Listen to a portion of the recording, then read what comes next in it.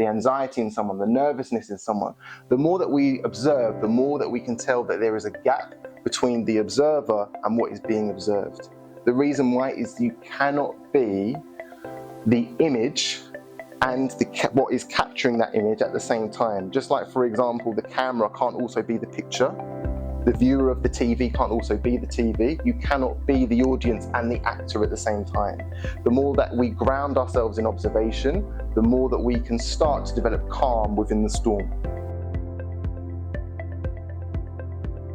Now, what this all comes to is developing a healthy sense of disassociation. We'll go through an exercise to help with this in a second. For example, if you, you know how, for example, the individual who you really care about, if they say something to you, is going to really hurt your feelings. But you might have, for example, someone who you don't really care about as well as a stranger, and they could say the same thing and you kind of brush it off because there's nothing to anchor you to that situation. For example, even if we separate the example, so I could yell at you really loudly and you might feel a bit offended, right? Or you might feel a little bit disconcerted. But if I had a dog barking loudly at you, you probably wouldn't care because you can brush it off and say, that's the nature of the dog. It's got nothing to do with me. And we're going to go through some further examination in a second over our patients where we can start to assess that if a patient is providing us with a stressful situation, that is down to their nature and not us, because we are just an image within their minds, all right? Now, stress is just one defense mechanism against a vulnerability, and I just wanted to summarize that it's really, really important that we buffer our other defenses against proposed vulnerabilities. All of the things I'm about to mention will reduce your ability to deal with stress or reduce your capacity to deal with what you're going through, and therefore you're more likely to experience a stress response. Put your hands up if you've had 8 hours sleep last night. Well done. Anyone else? 7? Yeah? Less than 7? Okay. Most people. So,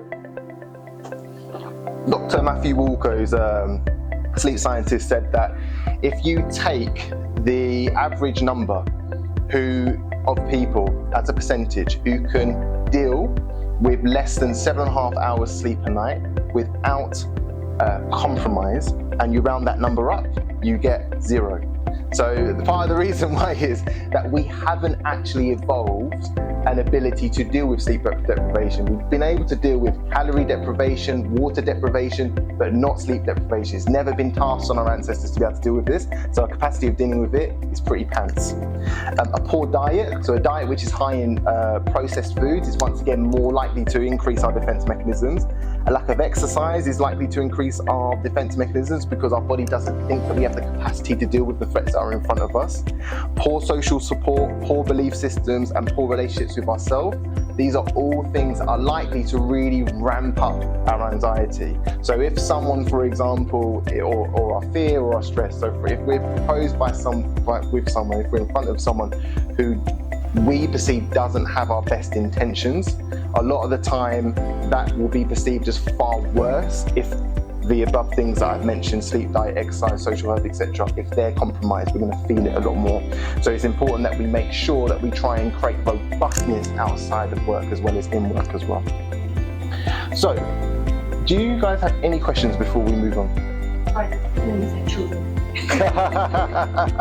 Yeah, so because you're fighting fires all the time, right? And with that, so with a lot of our patients, we have to go through a real negotiation, because a lot of mums and dads, they create a rod to beat themselves with, in the sense that they have a very high expectations of themselves as to what they should be doing, how they should be eating, how they should be talking to people, how they should be talking to their kids, all of this stuff. And the last thing they show themselves is compassion, even though they're showing everyone else compassion. So that comes back to, once again, the relationship with the self. If you can look upon yourself, once again, you can't be what you observe. So if you look upon yourself, your role as a mother, your role as a director, your role as a friend, as an employee, your role as a daughter or a son, if you look at that role with compassion, it can develop a much healthier relationship with yourself. But that takes practice and time, and I would say daily practice. So, any other questions at all? All good? All right, so we're going to go through some mental exercises where I just want to guide you through let's call it a meditation, or let's call it a vision. And I want to see how well you can create this form of healthy disassociation that we spoke about. All right, is everyone up for that? All right, try not to fall asleep. So what you might want to do, just to make sure that you yes, sorry, Sean. I'm very conscious. My phone behind you. I'm not sure if My big bum's going to sit on it. Oh, okay. I thought you might have put it sit on it. No problem. Cheers, thank you. So what I'd recommend that everyone does is sit on the edge of your seats as best as you can. So you don't want, if you can, prevent your back from touching the chair. And I want you to take your crown to the ceiling. So you're lengthening your posture. Yes. Oh.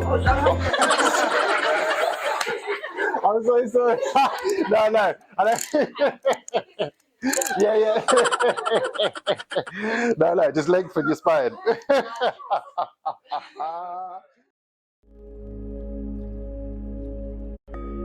All right, so we'll start off with, if everyone can close their eyes, please. And I want you to, if you can, just breathe through your nose. And I just want you to lengthen the out breath twice as much as the in breath. So if you're breathing in for 1 second, you're breathing out for 2. If you breathe in for 2 seconds, you're breathing out for 4. Now I just want you to center yourself. Find a place in your mind where you're still and you're observing. Observe each moment that passes. Observe as the breath curves, as it turns from an in to an out breath. And just keep coming back to the present moment.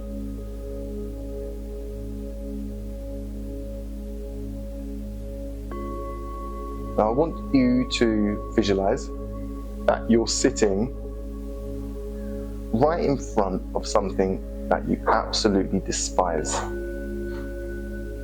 It could be someone who stresses you, someone who really gets you riled up.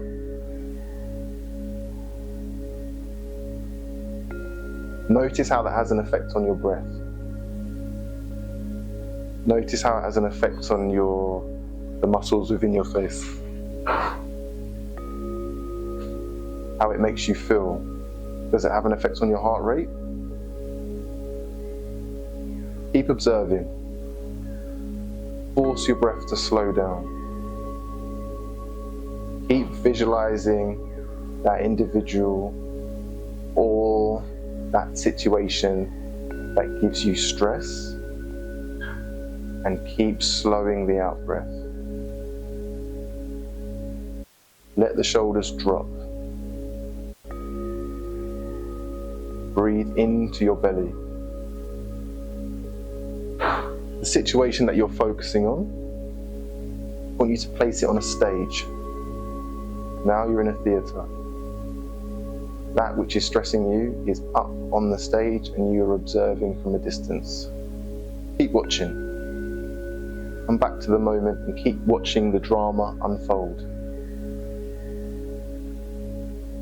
I want you to notice that with every out breath,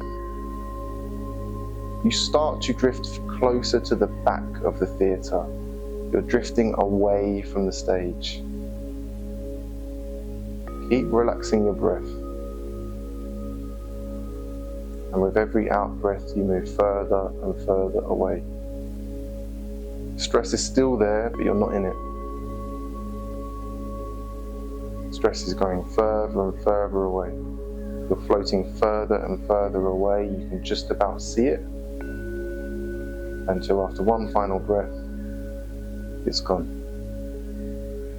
And whenever you're ready, feel free to open your eyes and come back into the room. All right, did anyone experience anything interesting? Or would anyone be able just to tell me what they felt? Initially, when you started on the process, it thought about something that angered you, your heart definitely beat at a faster rate. And also your breath probably was a bit faster. And as you got into it and try to distance yourself from the situation and create that space, then just slow down and get back to a normal rhythm, Yeah. or slightly slower as went by. Yeah, great, amazing. Anything else? Did anyone else experience anything interesting?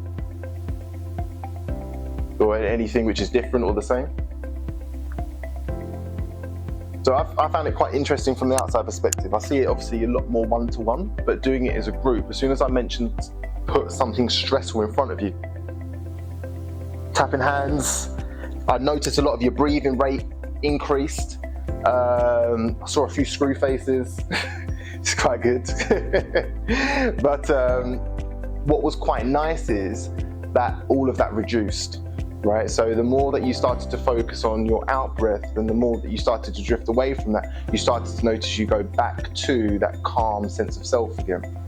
Now, I'm not trying to say that this type of exercise would make you invulnerable, but it does create a moat. Yeah, if you're the castle, it creates a massive moat between you and whatever you're going on in life. Now, what we have here is, once again, observer as context with that disassociation. You're moving a little bit further away from what is stressing you. Now, what you might find is this is quite useful to come back to, not just when individuals are stressing us, also when we're the drama. Right? Because often it can be our own stories which we're telling ourselves. It can be our own thoughts that are the drama that we just can't get off that hamster wheel. You can put that on the stage as well, and you focus on it and you breathe. And the more that you focus on it and the more you show compassion to it, the further and further these things can go away, until you realize that there is this sense of peace that exists in you all along. A lot of you guys will probably experience peace when you're at a time of silence. Oh, the room's empty. Oh, what a lovely view, right? It's there, but it's about trying to place ourselves with practice in that space as much as we can. If we do that, we start to make better decisions as well. Our coping mechanisms start to change. Rather than, for example, hit the bottle or have a cigarette or binge watch something that we know is no good for us, something like that, we can create this healthy relationship with ourselves where we are the observer, we're not in the fire, we're outside of the fire without getting burned. Any questions about that at all before we move on? All good? Okay.